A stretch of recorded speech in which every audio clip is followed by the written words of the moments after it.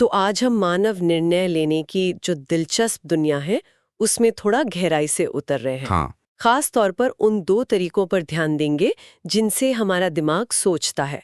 ये चर्चा डैनियल काहनमैन की जो मशहूर किताब है थिंकिंग फास्ट एंड स्लो, उसकी समीक्षाओं पर आधारित है। जी बिल्कुल। तो हमारा लक्ष्य है इन सोचने के सिस्टम्स को समझना और ये देखना कि वे कैसे इंटरैक्ट करते हैं और कैसे हमें उन पूर्वाग्रहों की ओर ले जाते हैं जिनके बारे में शायद हमें पता भी नहीं होता। बिल्कुल।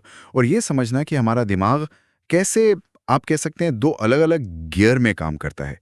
एक तेज इंट्यूटिव सा और दूसरा धीमा, काफी सोचने वाला। ये समझने में बहुत मदद करता है कि हम कुछ फैसले क्यों लेते हैं और क्यों हमसे गलतियां हो जाती हैं कभी कभी। चलिए तो फिर शुरू करते हैं। श्रोट बताते हैं कि काहनमैन दिमाग को दो सिस्टम्स में बांटते हैं, सिस्टम 1 और सिस्टम 2।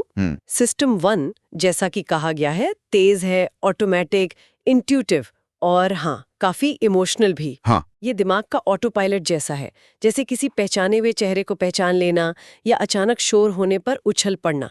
ये कुछ मेंटल शॉर्टकट्स पे चलता है जिन्हें अनुमानी या ह्यूरिस्टिक्स कहते हैं। और यही बात दिलचस्प हो जाती है।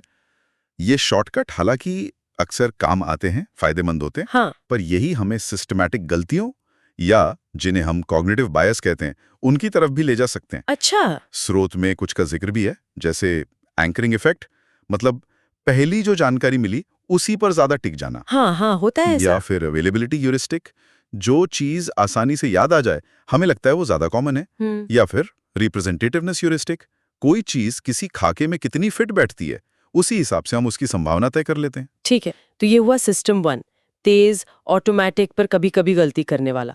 तो फिर सिस्टम 2 क्या है? हाँ, तो सिस्टम 2 ये है धीमा वाला। इसमें मेहनत लगती है, सोच विचार करना पड़ता है, ये लॉजिकल है। ओके। ये तब एक्टिवेट होता है जब हमें कोई मुश्किल कैलकुलेशन करनी हो या कोई सचेत होकर फैसला लेना हो।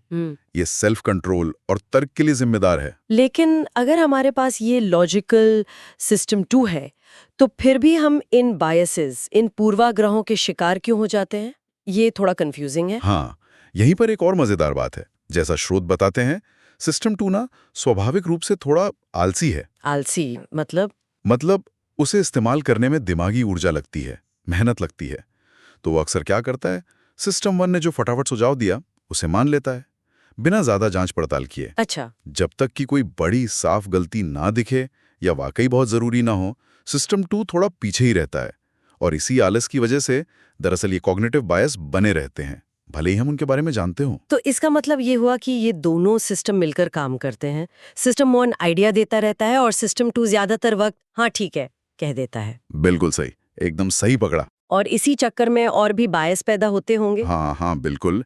स्रोत कई और उदाहरण देते हैं, जैसे लॉस अवर्शन, यानी नुकसान से बचने की जो हमारी इच्छा है, वो फायदा पाने की इच्छा से कहीं ज्यादा ताकतवर होती है।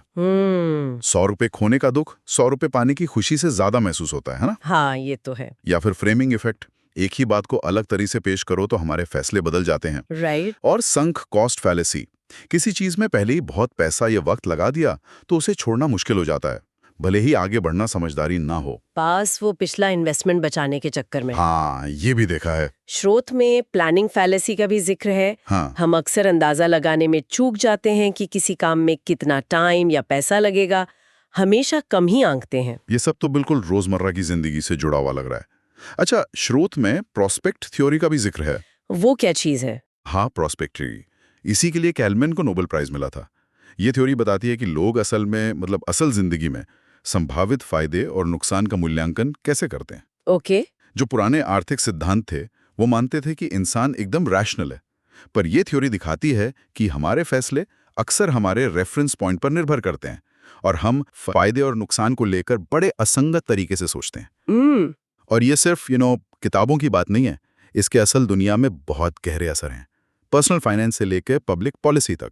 तो कुल मिलाकर बात यह है कि हमारी सोच इन दो सिस्टम्स, तेज इंट्यूशन और धीमे तर्क के बीच एक तरह का नाच है, और ये सिस्टम हमें कुछ खास तरह के बायसेस की तरफ ढकेलता ही है। बिल्कुल। और जैसा कि स्रोत साफ करते हैं, इन बायसेस को पूरी तरह खत्म करना वो शायद मुमकिन नहीं है, पर उन्हें पहचानना, उनके बारे में जानना, यही पहला और सबसे बड़ा कदम है। सही बात है। ये समझना कि हमारा दिमाग कैसे काम करता है हमें बेहतर फैसले लेने में मदद कर सकता है, और शायद हम ऐसी स्थितियां डिजाइन कर सकते हैं जहां इन बायसेस का असर कम से कम हो। ये खुद को बेहतर समझने के लिए एक गाइड की तरह है, जैसा स्रोत बताते हैं। तो यहाँ एक सवाल है जिस पर शायद और सोचा जा सकता है। ये जानते हुए कि हमारा दिमाग डिफ़ॉल्ट में शॉर्टकट लेना पसंद करता है, मतलब सिस्टम 1 हावी रहता है और सिस्टम 2 थोड़ा आलसी है, तो कोई व्यक्ति उन मौक़ों पर जब वाकई ज़रूरी हो, कैसे सचेत रूप से उस गहरी सिस्टम 2 वाली सोच को बढ़ावा दे सकता है, बिना हर छोटे-मोटे फैसले पर पूरी तरह से रुक जाए?